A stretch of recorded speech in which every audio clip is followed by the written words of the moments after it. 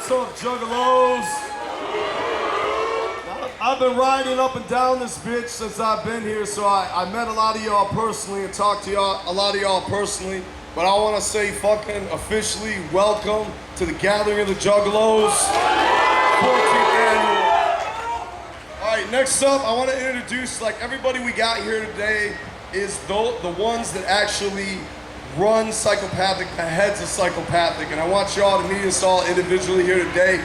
We're gonna go over a lot of subjects, but what this is really about, it's about the behind the scenes flavor, the behind the scenes happenings of Psychopathic Records. Like, what y'all see is the end product.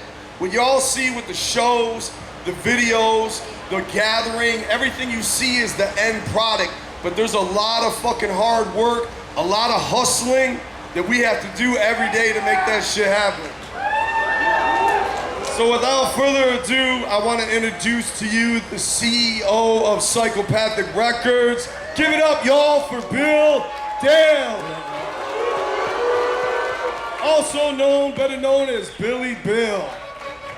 What's up? Next up, we have the video master himself. He's also a DJ. Some of y'all seen him at his blacklight party last night. He is the head of Psychopathic's video department. Y'all give it up for Kuma.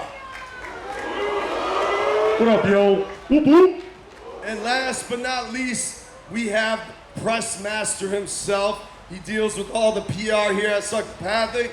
He's been a juggalo for over 20 years, and he is one of our newest members. Give it up for Jay Webb. Now, before we begin, I'm not even gonna front that y'all are actually here to see us. I know a lot of y'all are here just to stay out the rain. But, that being said, he's in the rain. This motherfucker's for real over here. All right, the first thing I want to talk to you about is the TV show, ICP Theater. Now, how many of y'all seen the shit and how many of y'all love the shit? All right. Now, I want to tell you that TV show, it took a lot of fucking hard work putting that bitch together. We have been working directly with Fuse Network, which is the only fucking network to ever show ICP any kind of fucking love. And the beauty of it is they fucking let ICP be ICP. Not one time. Mad fucking respect for that. Not one time did they come down and be like, oh man, y'all can't say that. Oh man, y'all can't do that. They just stood behind the cameras like they had their Fuse executives down there watching the film of the show, and they were fucking laughing their ass off.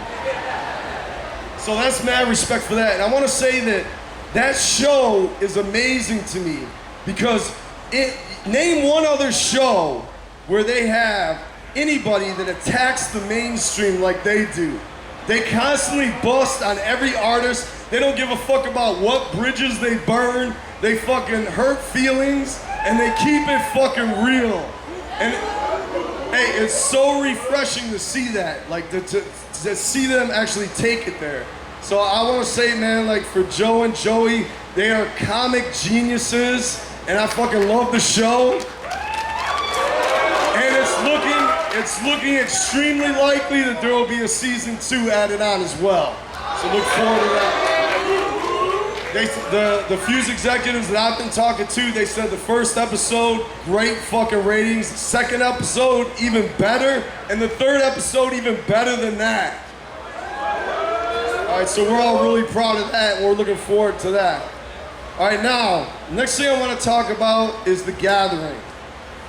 Billy Bill and myself, we are two of the main event coordinators along with Cody.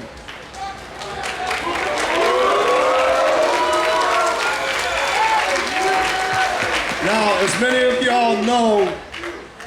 y'all know, back in the day, I was the original event coordinator for the gathering. I started this shit a long time ago working with Joe and Joey's ideas, and we made the very first gathering happen in Novi, Michigan. Now, it has since evolved into what you see here today. But it is a lot of hard work. 6 months out, we are constantly on the phones, booking bands, fucking arranging porta potty, security, everything. And Tim Tim York, who owns this property, he is true to heart. He is a fucking juggalo. Yo, if y'all see him on the ground, like I had a serious talk with him yesterday. The motherfucker's got mad panache and mad love for all y'all. And he has accepted us here into his home. And I love that kid forever for that, man. So that being said, like a lot of people this year have been questioning the lineup. Like, why don't we have any of the fucking DMXs and the games and all that shit? But check this out. Last year we had the DMXs and we had the games, and what happened? They didn't fucking show up. So this year, what we did, honestly, and it was highly influenced by myself, I said, we need to fucking make a fucking gathering with every band at the gathering, someone that the fucking Juggalos will love. And we actually fielded, I don't know if y'all see it in our website, we asked y'all, who do you want to see at the gathering? Who do you most want to see at the gathering? And we took that poll, and what you see here today at this gathering, I am so proud of. It's every fucking artist that just fucking, from day one, has been down with the fucking Juggalo family. So I am more proud of this gathering than any other gathering, man. And I fucking mad respect for coming out. So anyway, behind the scenes though, like literally a month up to the gathering, none of us have any sleep. I'm working 16-hour days myself, sleeping in the fucking office. Like that's for real. There's a lot of fucking hard work. There's a lot of people that make this shit happen.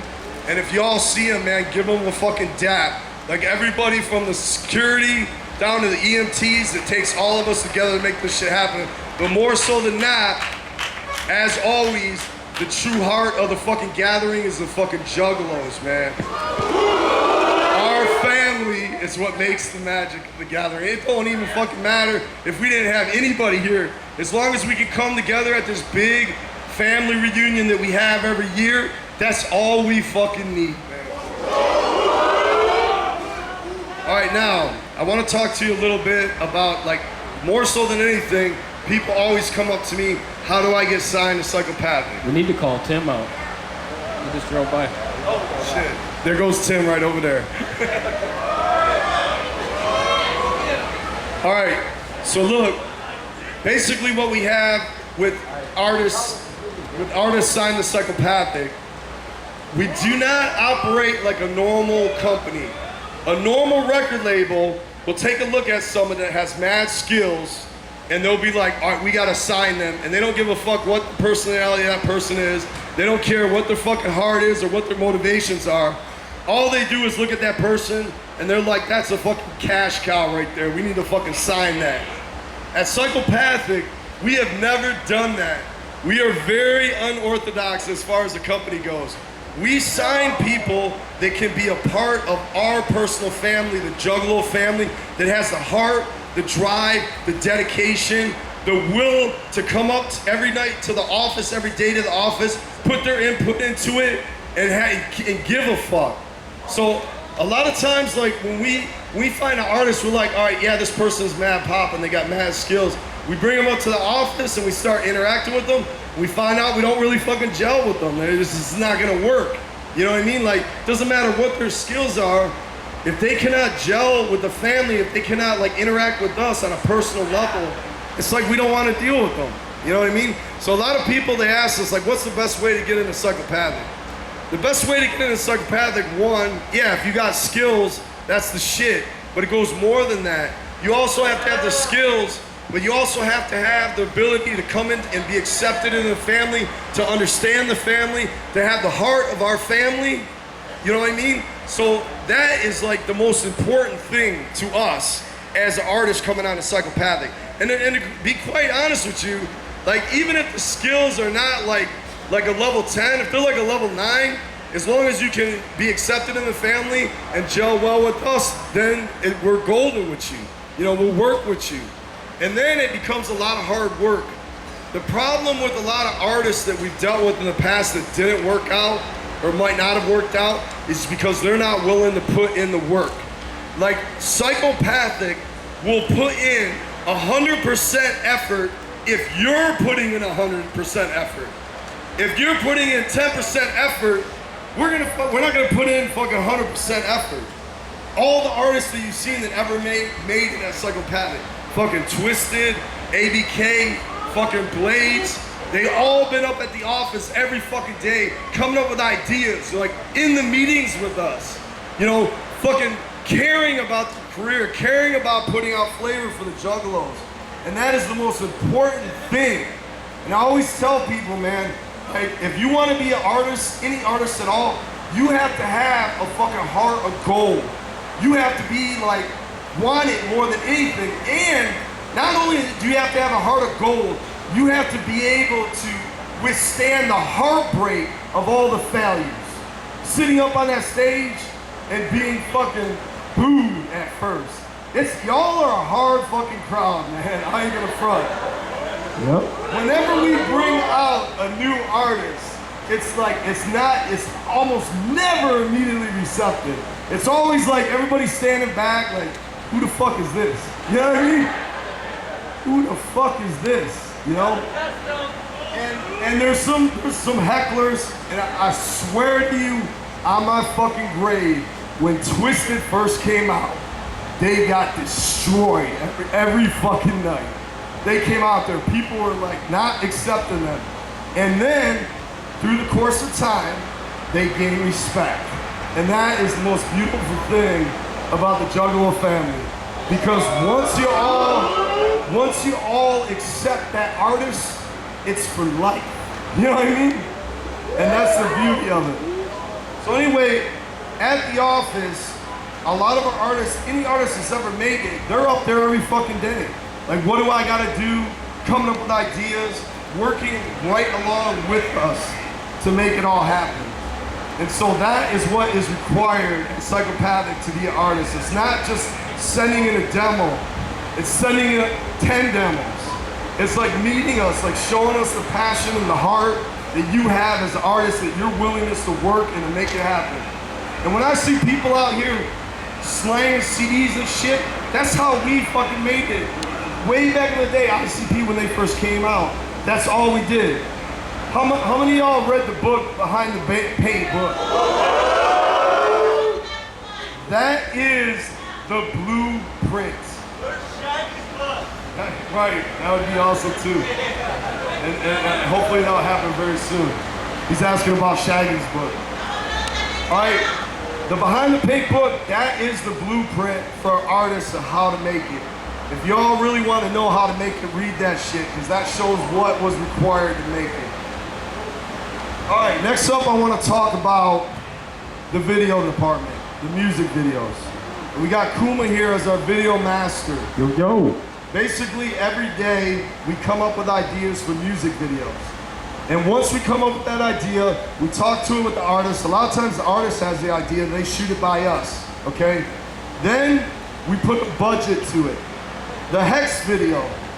Now when y'all see the Hex video, we're gonna kind of break that down for y'all.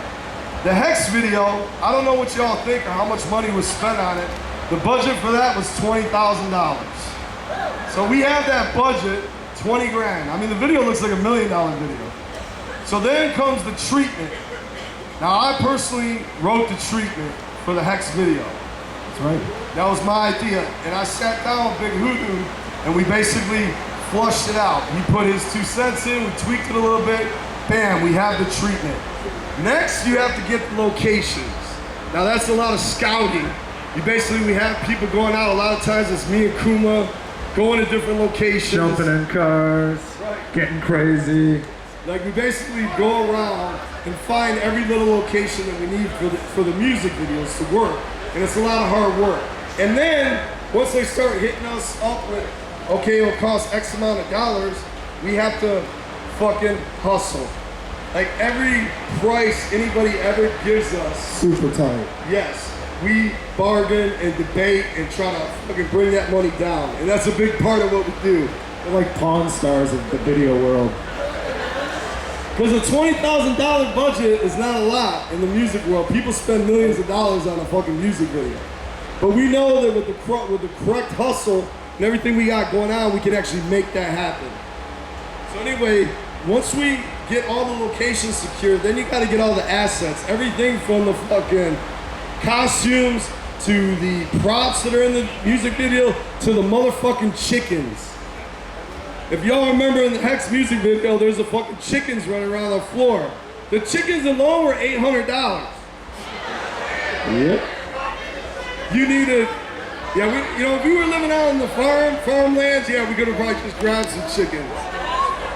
But unfortunately, We're in Detroit. in the video world, you have to get the animal wranglers and fucking the fire chiefs involved and all this other shit. It's a lot of technical issues and a lot of hard work. So then, once we get all that together, then we basically hire the crew, the production crew, the fucking director, Hi. who was Kuma, and then we shoot the video.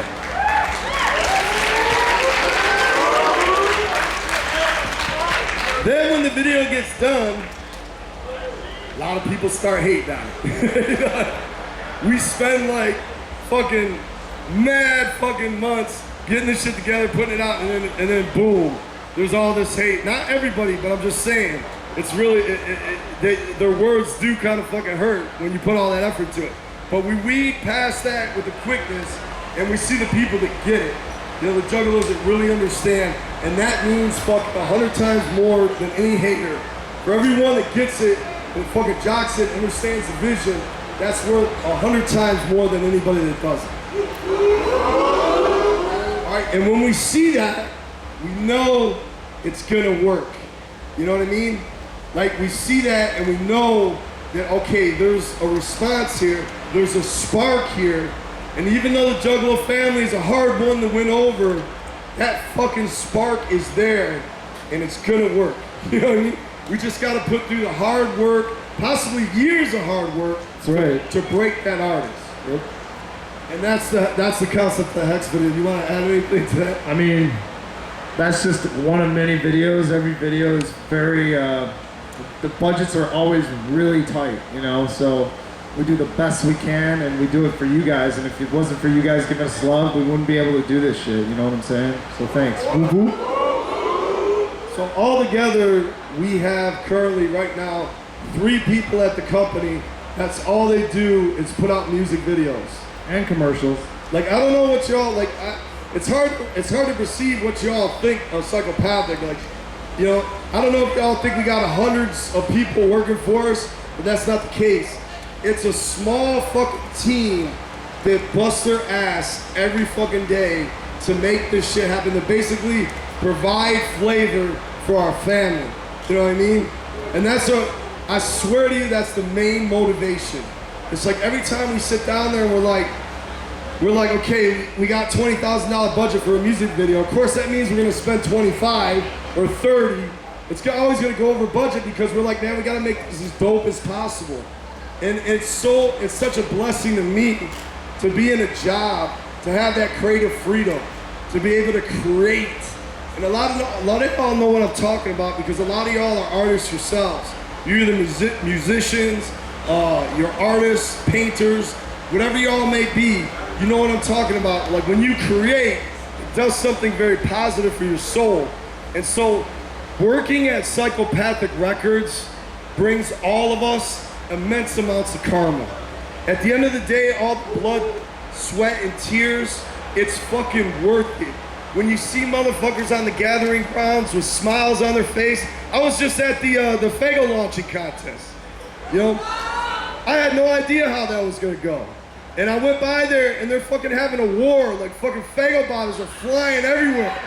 It just got out of hand. They weren't even launching it from the stage anymore. They're just launching it at each other. That's a fucking thing of beauty right there, man. So when something like that works, and personally I see someone like that receptive, it's just amazing karma to me, and that's why I do it every day. And what I'm about to say next is the truest words I could ever speak, and it's something that always rings in the back of my head. To work at Psychopathic Records, you have to sacrifice your lifestyle for another. Like my personal lifestyle suffers It really does. Every day. It suffers. But the love I have for y'all and the true desire to fucking just bring y'all entertainment and create a facility where we can enjoy each other's company, whether that's sharing music videos, fucking tours, to the gathering. That makes it all worth it.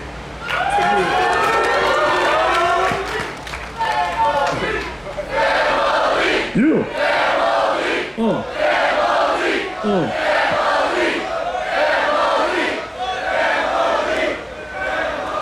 All right, next up, I want to bring forth Jason Weber. Now, I met Jason Weber at one of the very first gathering of the Juggalos. He is a fellow role player such as myself. He plays Dungeons and Dragons, and I know Now the nerdy's in the house. So we had an event at that gathering. It was indoors. We had a role-playing event called the Pendulum Role-Playing, and I was GMing, and he was the actual player of that event. And that's how I met Jason Weber.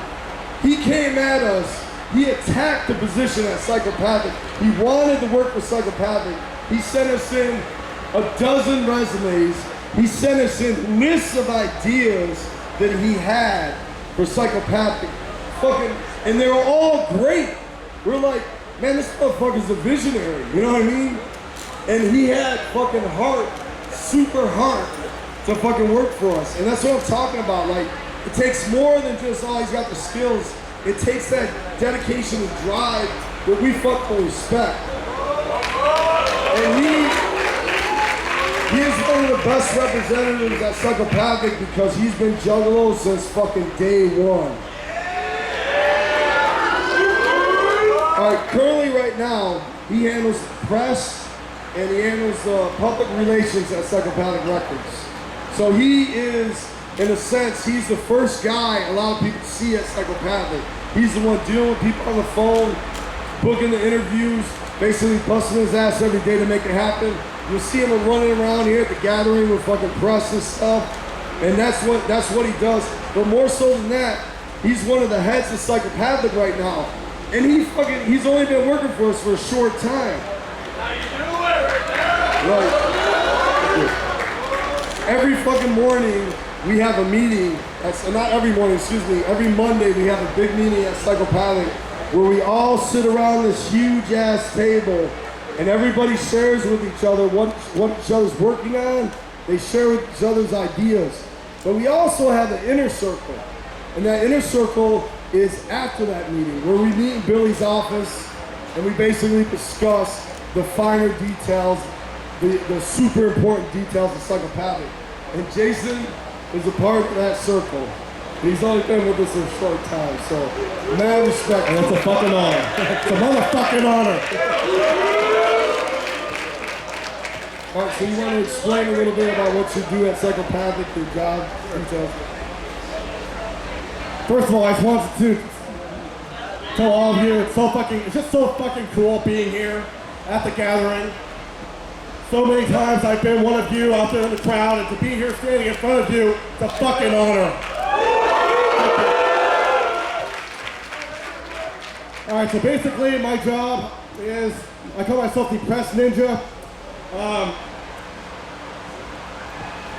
Basically, my philosophy is this. The St. Clown Posse and Psychopathic Records are my favorite band and favorite music label in the entire fucking world. And it's as simple as that. I basically want to share my love of ICP and Psychopathic with the entire fucking world. And when I try to book an interview, that's what I'm going after. I basically am on the phone all day and on my computer all day trying to just wake the media up to explain to them what Juggalos and Juggalettes are really about. That's priority number one. Earlier this year, I was in charge of orchestrating this media blitz that we called Juggalos Fight Back, Family Under Fire. Now, what we were doing is I basically was compiling all of these first-person stories from Juggalos that were detailing how they'd been given the bone by law enforcement as a result of having a tattoo, having a Hatchman sticker, on the back of their car. Basically, all the way to juggalos are being discriminated in this country. So what we were doing is, I was sending that out to about 200 media outlets all over the world every month. And I'll be damned, we got a really good response. We got responses from magazines and newspapers that quite frankly don't like us. They've written shit about us in the past, but then suddenly they're writing stories where they're like saying, holy shit, we had no fucking idea that this discrimination was going on against juggalos. And discrimination is discrimination, and I say fuck that. Fuck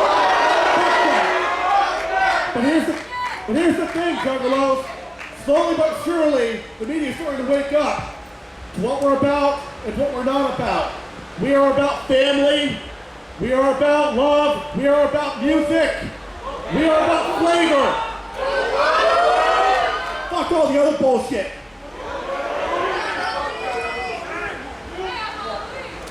Family! Family! Family! Family! Family! Family! Family! So that's basically what I do. My job is to get ICP in front of the cameras, on the page, spreading the truth about juggalos and juggalettes and about the Dark Carnival, what it's really about. Every day I get to go in and I get to be a part of something that's big, much bigger than myself. And I can't tell you what an amazing fucking feeling that is. It's just, words escape me. It really does. But I want every single one of you to know, from the bottom of my heart, I love all of you. And every day I want us to look our best in the media. That's what it's about. So thank you. Well said, well said. I look.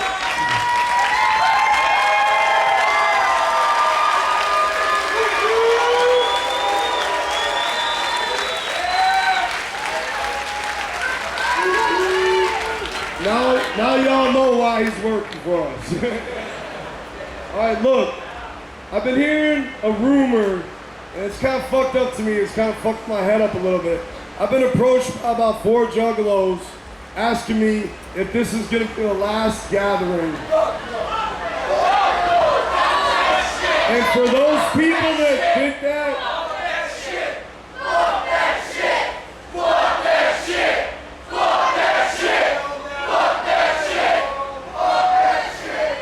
for them to even say that is just astonishing to me.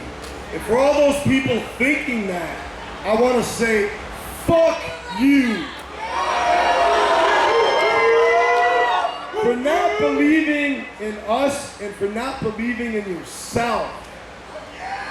Look around you at this tent right here. Look at this fucking family. Look at this fucking army that you see just in this area. We have been going, we have endured so many hardships as a family. We have never been accepted by the mainstream. Music has never accepted us. Radio, fucking MTV, never. And we are still fucking here. Every fucking day. Now we're being hunted by the FBI, the fucking law enforcement agencies across the fucking nation. And we are still fucking here. How much bullshit do you gotta go through before you realize this is never fucking gonna end? And I wanna say for y'all continue to believe in us and continue to believe in yourselves. One fucking love. One fucking love. All right, we're gonna take the next few moments to answer y'all questions. We got Up Chuck Clown. What up? If y'all have a question, we're gonna try to keep it as real as we can. When we used to run the Psychopathic Seiminar way back in the day, it used to be me and Alex Abbas. And a lot of shit got revealed during that time, including the meaning of the butterfly. That actually got revealed at a Psychopathic seminar. by my dumbass. So if y'all got any questions at all, go ahead. We're gonna try to keep it as real as we can. Hey, so I was just wondering what it was like partying, because I saw all the shit on Twitter from your mom and all that. What was it like partying when you saw your brother on TV? What was that? What? Sorry. When you saw the first episode, you guys had that party after you watched the first episode of ICBT. What was that like? Man, y'all been doing this for 25 some odd years, man. I hope it felt great. Yeah, honestly, my brother Joe got together with my mom to watch the very first episode of the Fuse TV show. I helped produce the TV show. I was the main contact at Fuse. I basically helped book all the special celebrity guest appearances, everything from hotels to providing flights, like interacting with the Fuse press, except for Jason had some bones, he couldn't handle that part. So I basically, that first episode was mostly all me. But when we got together, when my brother got together with my mom to watch it, I couldn't even be there because I was working on the fucking gathering. I kid you not. Like, the gathering is so all-consuming, especially those few months leading up to it. That's all I fucking do. And that goes back to what I was trying to explain to you about sacrificing your lifestyle. You know? Take care of your baby girl. Yeah, he's making a good point. Even if motherfuckers hate ICP, they fucking love the show, man. Because there's a heart there, there's a truth there. And I fucking, man, when I watch it, I'm like, this is fucking amazing. Like, they take it to a level that nobody takes it to. But yeah, I was on the phone with Joe, though, the whole time talking about it. Like, he was calling me during commercial breaks. I seen the episode ahead of time because they sent it to me. You know what I mean? Like, so I seen it like a couple days before anybody's seen it. But the thing is that, yeah, you know, the gathering was just all consuming at that time. And so I was like, man, I can't make it. I gotta keep fucking trudging ahead. Because, you're welcome. Because in my mind, I cannot fail y'all. Like, that is so fucking important. And I know it's impossible not to fail all the time. But I really try to never fail the family and everything that I do. And that's the most important thing. Hey, we got any more questions? Over here, Rob. Yeah, I was wanting to know, does Psychopathic have a contract with Hog Daddy, or do y'all just go year by year for the campgrounds? Or That would be a really good question. It's year by year by year. We're from over in Indiana. It's dope as hell. Right in the backyard. Yeah, so basically, the contract with Hog Daddy is renewed every year. So, if we wanted to, for whatever reason, we could move the location, but I doubt that'll ever happen. Because where else are you gonna have the freedom and the love that y'all receive here?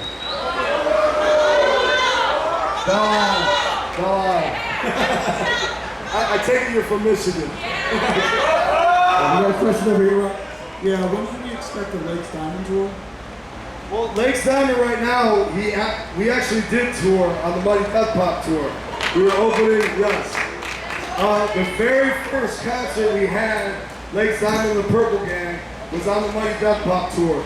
And there is a second leg, and there is plans for Lakes Diamond and the Purple Gang to go out again. Yes, okay. So when is he gonna have his own tour? That would be later down the line, because that's how we break every band. They start off as an opener, you know what I mean, to introduce to the Juggalo family and hopefully get a good reception over time. You know what I mean? And then we keep working it from there. But yeah, an amazing, let me talk about Lakes Diamond for a minute. Amazing fucking album. I know it's not for everybody. I know that it's not the horrorcore shit, you know what I mean? But it is an amazing album, fucking, and it was an honor to allow Lakes Diamond to fulfill that dream of his, to actually put out an album. And I was honored to help him with that dream when he asked me to be a part of it. You know, that was an honor to me. Okay, next question. I don't know if you can answer this. Why don't you guys tour in Chicago anymore? Right. We get a lot of those questions. Like, why don't you tour here? Why don't you tour there? A lot of times, and this is the reality of the situation. A lot of times when we book tours, it's all on scheduling. Like, if all the venues, ICP, because they throw Fago, they can only appear in so many venues in every city, and it's usually one.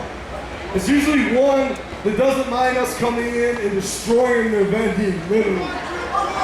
You know, if you go after ICP concert, if you go in the basement of that building, it's fucking waterfalls of Fago dripping through all the electrical circuits and everything else, just causing irreparable damages.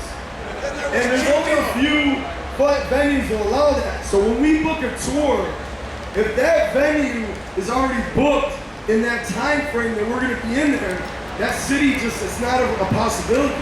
It's like, so, like what we always do is like, we're like, all right, we're gonna come back to that. Like we missed a lot of cities on the first leg of the Money Death Pop tour. And we're trying really fucking hard to hit those cities that we missed, including Chicago. You know, and I got mad fucking love for Chicago because we got a huge history with the city. And I remember when we used to do Comic-Cons down there. I mean, this is so back in the day. But me and Rude Boy used to go down there and do Comic-Cons, just hang out with jungles like all fucking day. And man, there'd be like 1,000 people in line. You know, to come in there, you know? So I got mad fucking love for Chicago. Hey, I've been reading some shit on Fago Lovers. Is there any possibility that Boondocks is back on the label?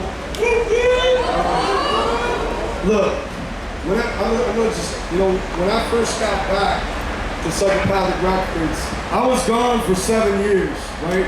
I was gone, I cracked like an egg. I'm not gonna get into that whole story, but literally I fucking lost my mind for a little bit, and I was gone, and during that time, Boondocks was there. When I first got back to the label, I asked, like, what's up with Boondocks? You know what I mean?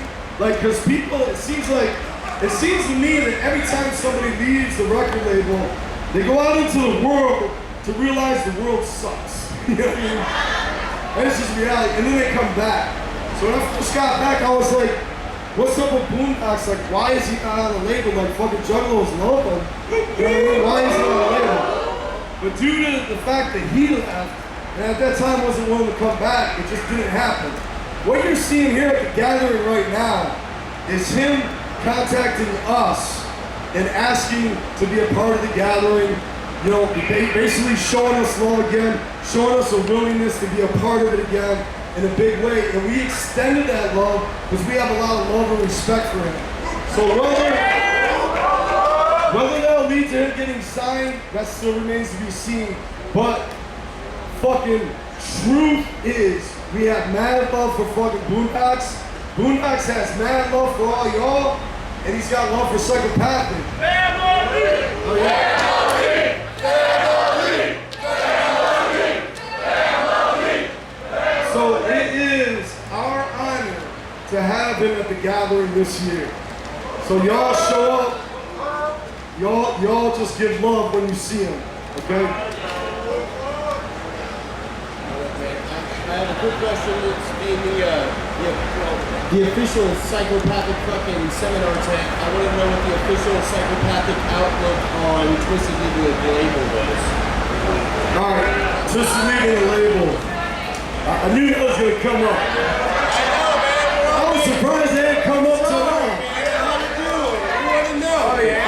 I actually addressed this personally. I don't know if y'all read the Fago Lovers interview I did, but I broke it down in detail, like our thoughts and my thoughts on Twisted Legal label. And the bottom line is that we have love for Psychopath, for the history and everything that they've done for the label, for every tour we've ever done with them, for all the work and the legacy that is Twisted. Twisted, as far as I'm concerned, will always be a part of Psychopathic Records.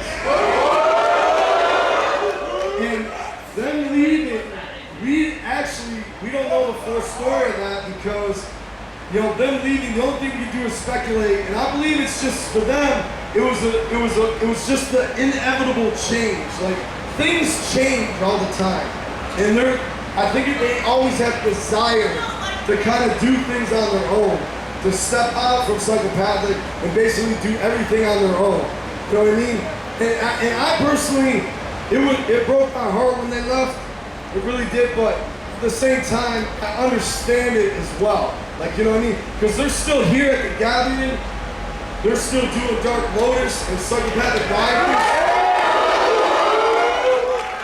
Even though the business side of things have changed, they are still fucking here. They are still a part of this and always will be. And we will always have love for Twisted. A lot of y'all are waiting for some big ass fucking war to pop off. I pray to God that will never happen, man. Because I don't think it ever will. Because we have so much love and respect for Twisted. And we will always have an open door for them to be a part of everything that we as a record label put out or put on or organize. They'll always have an open door. So, and that's all I gotta say. And if you want to read, if y'all want to read the in-depth interview, go to Finger Lovers, and hopefully it's still in the old icons. Just scroll back through there because I wrote a whole lengthy thing on the opinions of that. Okay. I just want to make sure y'all aware of the situation in the military. We got a military ninjas going for fucking years, getting kicked out for fucking hatchman tattoos and shit. Dishonorable discharge. That means they don't get to work for a fucking year until they get that shit downgraded. Not even fucking McDonald's. Okay, so what my man here is saying. Oh yeah, JC, you want to answer this? Fuck that shit! Actually, repeat the question because I was behind those two fans. I couldn't hear it. What's the question again? Military ninjas. They're fucking been in the fucking military for years, getting kicked out for hatchman tattoos. 3 fucking records. Fucking dishonorable discharge. Yep. I've heard that same exact story at least a dozen times over the past 9 months. I can't really say a whole lot about the current status of the FBI case due to legal reasons, but here's what I can say. It is going forward. It is going forward, and you're not alone. You are not alone. What I do know is this. Our attorneys have heard that same story, and those are the stories that we're paying attention to, and that are featuring very prominently in our ongoing lawsuit against the FBI. You gotta understand something, Douglas. A court case like this goes on for a while. It drags on, it takes a while, but we're still fighting a good fight, and we are not gonna fucking quit until our name is fucking clear.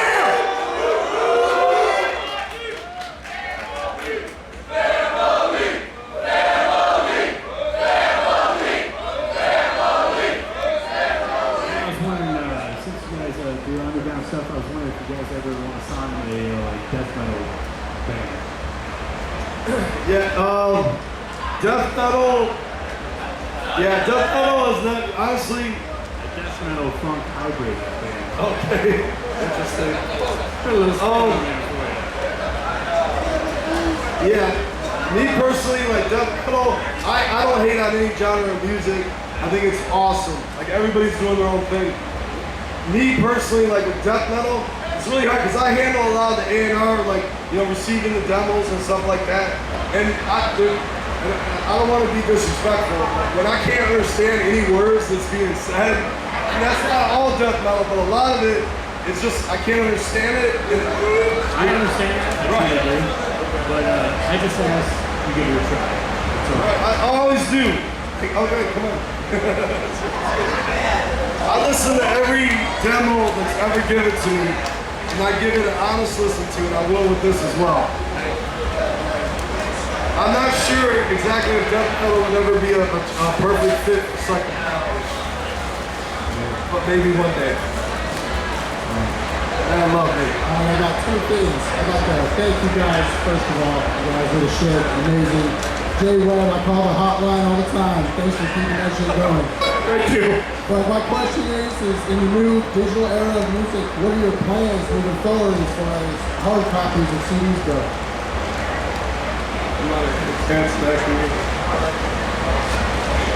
Scan hard copies of CDs, what do you mean?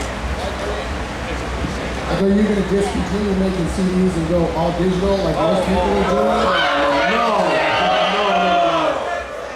No, like we're fucking old school to the fucking fullest, you know? And we're very set in our ways, you know? And like every time we put out a CD, that's one of the things we get most hype about. Is like creating the booklet, the artwork, and the flavor.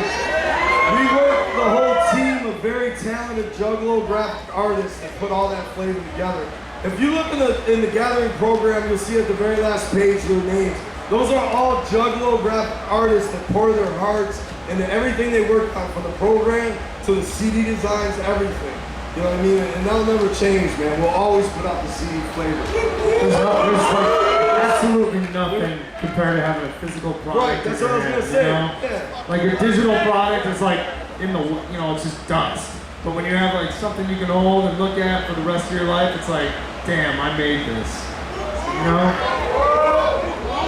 Speaking of creating a CD, when are you gonna make another CD? Is there any chance of a tour? Great question. Great question. Yeah, you know, working at Psychopathic is very time consuming. However, Kuma is a master of beats, and just basically about a couple months ago, he made me a whole bunch of beats for my new album that I will be working on. Hopefully it will be available by the next gathering. That's my plan. So I'll slowly work on it. It's a long process for me. It doesn't come natural. Like fucking ABK, fucking Twisted, ICP, they come in there one day, they don't even have shit wrote. They can fucking hear a beat, write some shit down, and the magic's just created. For me, it's a much longer process.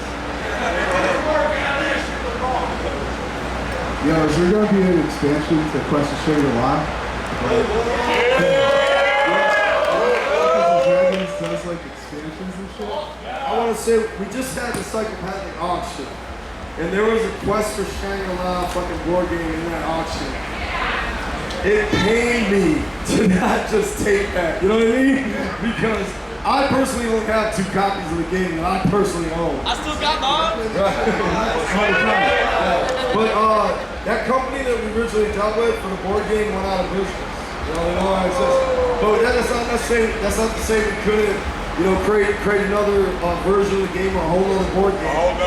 Me, Nathan, and Jesse of our Carnival Games, we always got shit fucking spinning around in our head for new concepts. And we do have a couple things that are in the very infancy of that. But as far as the board game, there's nothing on the line for that right now. Nothing slotted for that. I know, how about that? I fucking love the game. I play it all the time. My daughter and her friends come over all the time and we play it. Yeah, I look forward to it. Yeah, I play it all the time in my home. That shit's like so queued up. I need a new one, but I'm not paying fucking $400 on Amazon. And you know, that game, at the time it came out, it paid homage to Psychopathic Records. Every card on there, every board space was all linked to something Psychopathic related, an artist or a song concept or something. And that's why I personally loved it, you know, because of that reason. Because it represented the Juggalo family and Psychopathic Records to the fullest.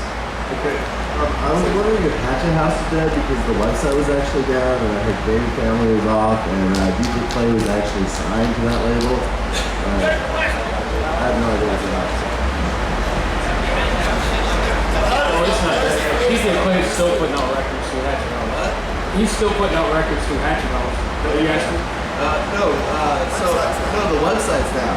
So a lot of people were thinking the whole Hatchet House society was dead. No, we just went to the band's website. You know, like Clay's just using his website instead of Hatchet Bear and stuff. I mean, Hatchet House.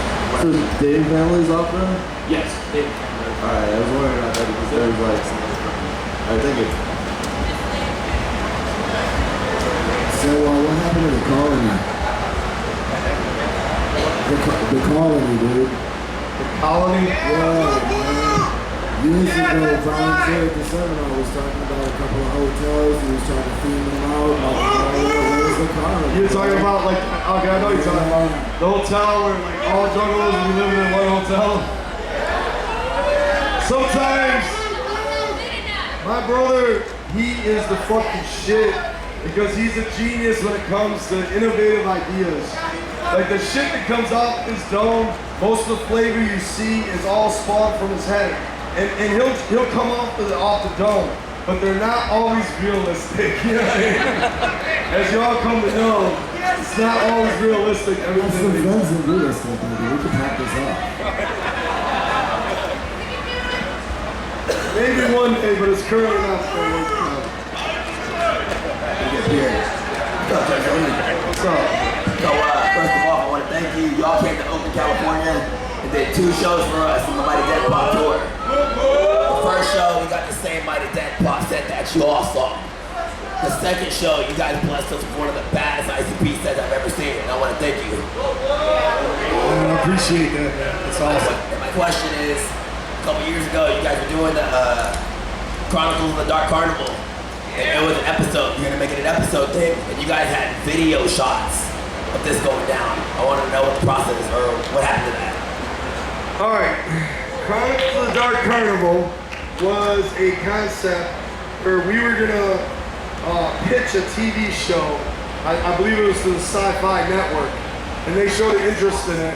And I wrote 2 of the stories for that, and they were great stories. You know, they were well received. And my brother wrote one of the stories for that, and then they were filmed out in LA. And the end product that we got back, we weren't there for the filming of it. We hired an outside company. And the end product, when it came back, it sucked balls. You know? Balls. So, it balls. And we had the fucking footage, and we were like, all right, can we put this out? And we were like, hell no. You know what I mean? Because we didn't want to sell y'all or put out or represent garbage. You know what I mean? So that's why that whole thing fell apart. However, that being said, you might see its re-emergence in some other capacity. It's not totally